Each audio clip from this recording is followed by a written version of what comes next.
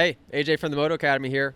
Anaheim 2, crash breakdown. We're going to bring it to you, and I'm going to do it a little bit different in the sense that I'm going to do my best to analyze these and explain to the layman exactly why the crash happened in the first place. So if you guys ride on a casual level, you might not end up on a Supercross track, but maybe you end up in a similar situation to these guys, and who knows, maybe because of my advice you can save it. If you want to train with me in person, go to tour.themotoacademy.com.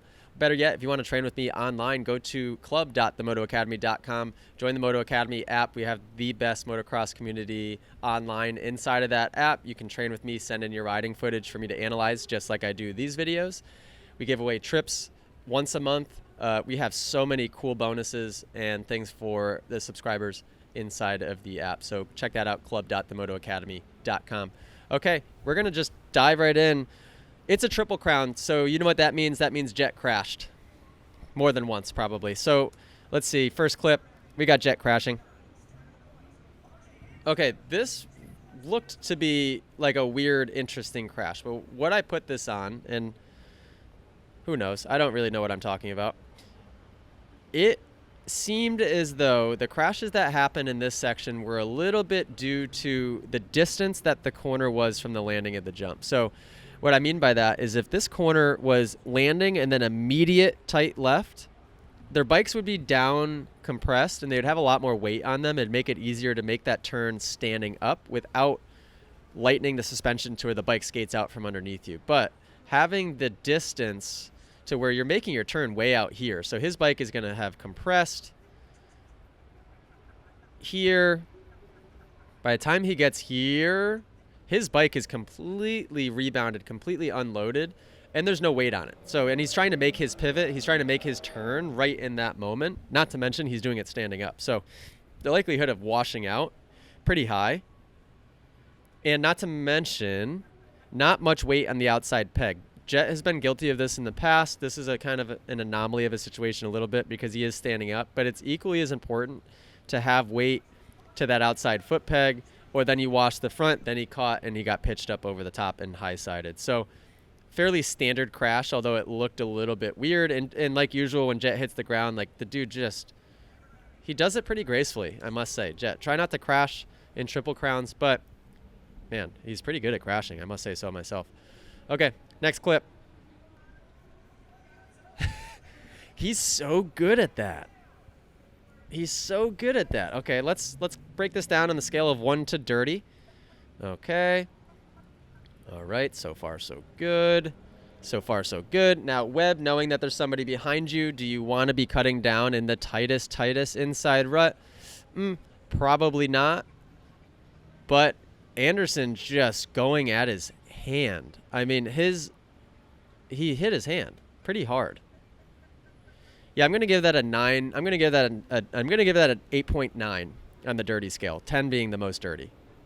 Just kidding. That's not a good judgment. I'm going to give that a 7.9. Guys, I don't know what I'm talking about. I'm going to give that a 7.9 on the dirty scale, 10 being the most dirty.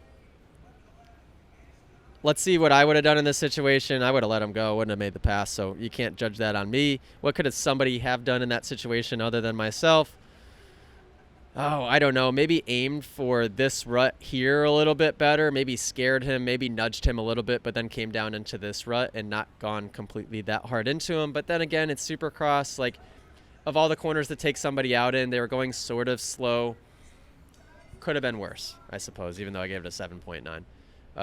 I think they're both amazing riders. Obviously, Anderson keeps finding himself in these situations. That's probably why he's slightly inconsistent, because if you're constantly caught up in the drama like that, you don't see Tomac ending up in situations like that, or Sexton for that matter, because they're just trying to clear out and stay away from all that drama at all costs, where it seems as though Anderson attracts it a little bit. And so doesn't Barsha, right? Okay, next clip. What is it? It's another Jett crash. Unbelievable. Okay. All right, this one I have a bit of an opinion on. So where is he? Where did he even end up? He's lucky he didn't get run over. So when I watched the replay of this, I played it back a couple of times, but 49, I think that's Oldenburg, had made the decision mid-turn to where he could have easily cut down and continued about his business, but I don't know if he missed his rear brake or if he just wanted to just prove a point to Jett for some reason, but he rode into Jett pretty blatantly, which would annoy me. If I'm the top guy and then all of a sudden Oldenburg is taking me out in a turn for no reason, could have been completely by accident, but it just seemed a little bit odd. A little bit odd. Now, what could he have done if you were Jett in that situation to not get taken out? I mean, I don't know. Second corner, it's tough, or third corner, whatever turn that was. There's so much going on around you. I like to try and put myself just on the outside of somebody else and use them to be my blocker, where Jett was definitely pretty exposed in that turn. He was riding the outside with nobody inside of him. So maybe it's a little bit on Jett in that he should have protected the inside a little bit more. Okay, next clip. McAdoo Brown crash. I don't know what this is. Oh, washed the front and crashed. This corner was claiming people like crazy. The reason it's so difficult in Supercross, many reasons, but cornering in Supercross is difficult because your suspension is so stiff that when you're right here where McAdoo is, a normal outdoor suspension, it would be 3/4 of the way through the stroke. Again, a situation of you'd have a lot of weight on that front end. With the Supercross stuff, it probably didn't even move in that situation. And so as soon as he allowed his inside elbow to drop, therefore his head started to fall, that bike just went whoop, right out from underneath him. Most of the crashes that you'll experience in a corner, whether you're a guy of McAdoo's caliber or just your average Joe, is because the upper body will fade, inside elbow drops, head falls, and then it basically makes everything wash out all at once. Let's see if Pierce Brown could have avoided this any better. I mean, just hitting his tire, that's annoying. I've had that exact same situation happen before where the bike falls, it's flipping upside down just ever so slightly, trying to go around the outside, but then the tire gets you. And then he falls. And by the way, both of their bikes are down and just not a good spot to where it's a lot of energy to even just pick your bike up in that situation. All right, next clip. Wow, it's a lot of repeat offenders here. We got another Pierce Brown clip apparently. Is that what is on the right side of his bike? Oh, maybe that's his shroud peeled back because McAdoo's bike got stuck on it. So let's see if we can see where this goes wrong. So far, so good. Scoring tower in the way. Okay, he's getting a little far back. He hit that whoop a little low. Sideways. I think he's probably just going to end up in the tough blocks here. Leaning back a little bit, still saving it. Leaning too far back. Now he's getting traction, aiming towards the tough blocks. Now his feet are out of position. Holy cow, this is just going on forever. And straight in the tough blocks. Yeah, so in the whoops, I know this is easier said than done. If things go wrong, you can't lean back where he is right here. That's too far back technically. That's too far back. Every time he hits these whoops, it's just kind of like looks like a cowboy just trying to ride a bull, where he's just more along for the ride. You really need to, even when things are going wrong, lead with your head. So in this situation, if he didn't want to end up on the ground, again, easier said than done because it's very scary to do this, your head should be where my mouse is right here, not back more on top of the foot pegs. That's just too far back, and what that's going to do is that will cause a constant teeter-totter of the bike. And the teeter-totter will also open up the bike to go side to side, which now we're getting not only this, but we're also getting this. So it's pretty much a lose-lose. He's actually probably, if the tough blocks weren't there, he might have rode out from it. But yeah, that was a lost cause pretty much right from the beginning. Next clip. This one is interesting. Let's hope that they have a good angle of it. I can't believe that both McAdoo and Hampshire hurt themselves by their hands slipping off. That is so strange to me. Wow. I mean, by the way, I haven't looked at any of these clips over again to prepare what I was going to say or how I was going to break these down. So I'm just breaking these down to the best of my ability in real time. I have no idea why his hand would have came off like that. The only thing that I could think of is that when you're skimming through rollers like that, the goal is to try and loft and drop your front tire to the top of each one. That looks like what he was attempting to do. So he does it on the first one. He goes to do it here. But my guess is that his front tire lofted a little too long and misses the whoop. And when it does that, he thought it was going to hit the whoop. So his grip was lightened up enough to where then it just yanked the bar quickly out of his hand. And by the time it did that, it had already slapped him into that next one. So there was no chance. As soon as his hand fell off, especially his throttle hand, there was zero chance of saving that. I mean, crashed hard. Lucky he didn't get run into harder either. I don't know if that was Veriz or Derek Kelly or who that was. Wow. Yeah, it looks like he got his weight far back, thinking he was going to loft and hit the top of it. And when he didn't, it just acted like a slingshot, where people would experience the same thing when they case a jump with the front end too high, where it just quickly yanks the bars out. And especially when you're trying to ride loose, you're not death gripping the handlebars. It's easy, I guess, for the handlebar to yank out from you like that.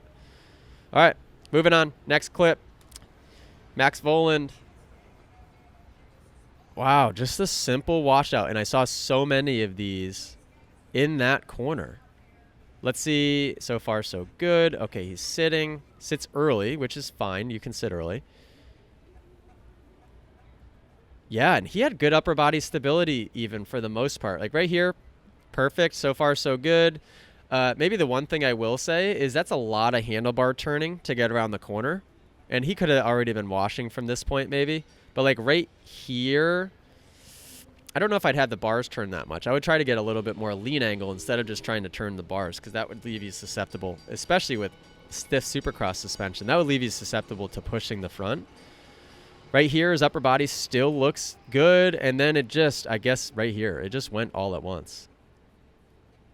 Wow, and usually the inside elbow is the culprit, but it looked like he was in really good shape until he wasn't, and it just happened all at once. So what I would do to avoid that in that specific situation is probably stand deeper.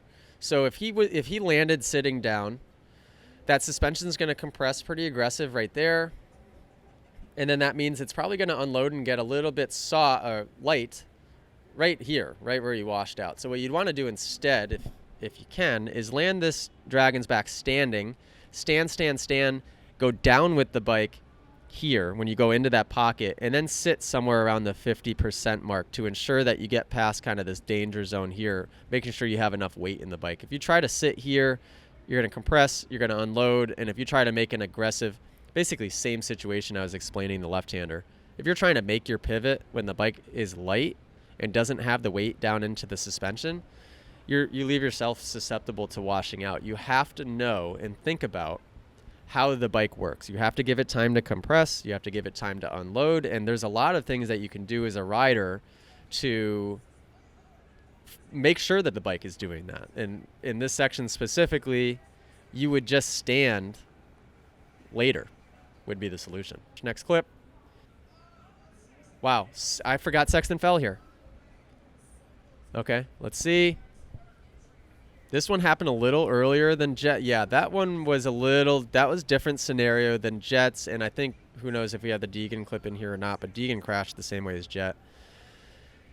This one was more so because Sexton just mistimed the landing at the jump. Landed a little bit sideways, a little bit high up on the landing. Yeah, he just came out of position so easily. So the solution here, I guess, is when Chase lands, you need more weight on the front end.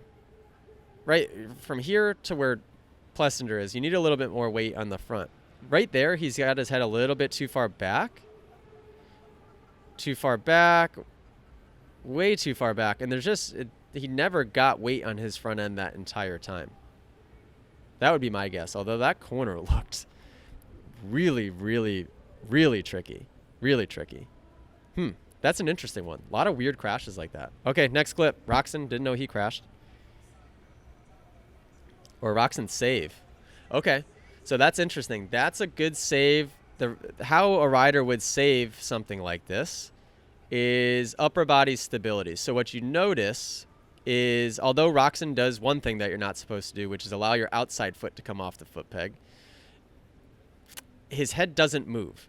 If you watch his head, the entire corner, it stays centered with his number plate, which in that situation is incredible to do. What a lot of riders would do is as soon as they start to break traction right here, again, the elbow would drop and the head would start to fall further and further and further inside. And then as soon as the outside foot came off right here, that rider would have been down on the ground. So the only thing that saved Roczen here is that he did a really good job of keeping his head centered. You can do that in two ways. One, you're supposed to keep your elbows up, which you learn that right away when you ride, but it is very, very important. And the other thing, and this is a huge tip, you have to ride when you sit down, you should be tightening your abs. That will keep your hips unlocked when you sit, but it will also do a really good job of keeping your head centered so you won't constantly bob and weave inside of the bike. Really good save. Really good save. I mean, Roczen knows how to ride a dirt bike, so not surprised by that. Okay, next clip. Enzo Lopes, who is good at whoops. He's good at skimming them. He's good at jumping them. Let's see what goes wrong. 3-3, went a little deep into that one, and it was pretty cupped out. Yeah, I think just a simple case of getting cross-threaded. So what you can't see here is when he lands in this pocket, chances are this whoop is probably completely mangled, and he just ends up getting a little cross-threaded. How do you fix that? Try to pick up your head a little bit and look a little bit further where you want to go and hope that the bike follows. There's a good chance that maybe he was fixated a little bit too close to his front fender and just looking a little bit too far down. Hard to say, though. I mean, jumping whoops is really difficult, especially when you have half the pack jumping and half of them skimming. It creates a really weird whoop face that, you know, it's cupped out, but it's rutted in some spots, and it just makes it very, very uneven. And I've ridden with Enzo a lot. He's good at doing both jumping and skimming. I am a guy that likes to skim no matter what. Enzo is very good at doing both. So, yeah. Another situation, just the tough blocks claiming a victim. I will say, though, that the tough blocks have saved a lot of guys from getting hurt this year. RJ crash number 2 in the whoops. All right, he's going 3. Holy. Okay, so scoring tower's in our way, but that definitely started to happen at the beginning. So he goes, tries to jump 3, cases it really far off the back, too. So my guess, I wish I could see what he did here. Yeah, he didn't even attempt the 3 again. He was just thrown into an immediate endo, which when you're here, not much you can do other than what he's doing. I mean, maybe have your feet a little tighter so when you impact here, you don't cave over the front. Best case scenario is you endo into this whoop, but you can hold position keeping your knees back. As soon as his knees blow to the front, he's lucky the crash didn't get any worse. Kind of gets himself... No, now he's just, yeah, this crash, he didn't stand a chance right from the beginning. He might even be lucky that that person's back tire was there. Wow, yeah, he skimmed like 3 whoops sitting on the seat. It's tricky. Anytime you case an obstacle or get thrown into an endo and your front tire, you find that your front tire is hitting first, you need to the best of your ability, I'm sure he was trying, is brace for impact and keep your knees behind the foot peg. So what really makes this go bad is right here when his front tire impacts. Now, I don't know what that whoop face looks like. I just got done saying that the one that Lopes was hitting was probably horrible. This whoop face is probably horrendous. So that might have been a harder impact than I even think that it was. But the only way to save that is to, when you impact this with your front tire, to make sure that your knees do not move from that point. You can let your arms absorb, but you cannot let your knees blow forwards. And once they do that, which I see a lot of beginner riders do, then you're toast. You're no chance of saving it once you fly forward like that. All right, next clip, hit me with it. This is the clip I didn't expect to be analyzing for you guys. Ryan has told me that he played a clip of him not crashing the lap before. There weren't many guys going 3 on to this, and I didn't see anybody go 3 on, 3 off except for Roczen and Tomac. Let me just replay and talk about that clip for 2 seconds, because this is really interesting. To go 3 on and to be able to get the 3 off. I don't know if you guys picked up on this, but when Roczen did it, he did the same thing.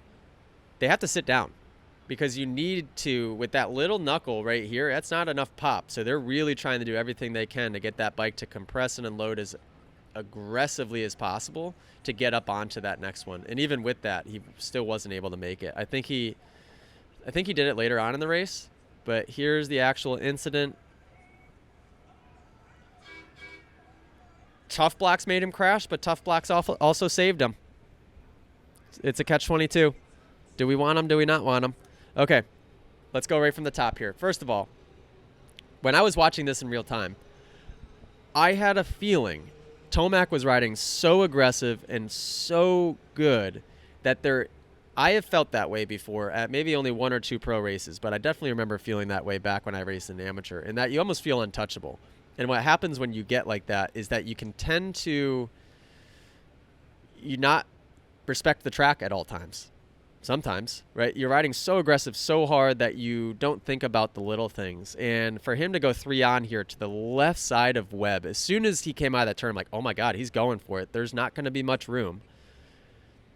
It just, it scared me right from the beginning. Now, it seemed like he was heading the right direction, and then his bike kind of skated left a little bit last second, and that was just because of how much throttle he had to be giving it right here to go triple on.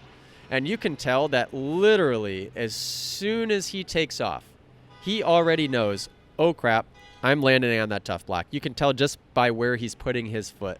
What guys will do is when we're in the air sometimes and we're fading one direction, I don't know if this does anything, but we tend to, Bogle does this all the time, hang our legs off to one side and try to anchor us back that direction. Does it work? I don't know, but it's certainly our instinct when we get in the air. So you can tell right away, he's like, uh-oh.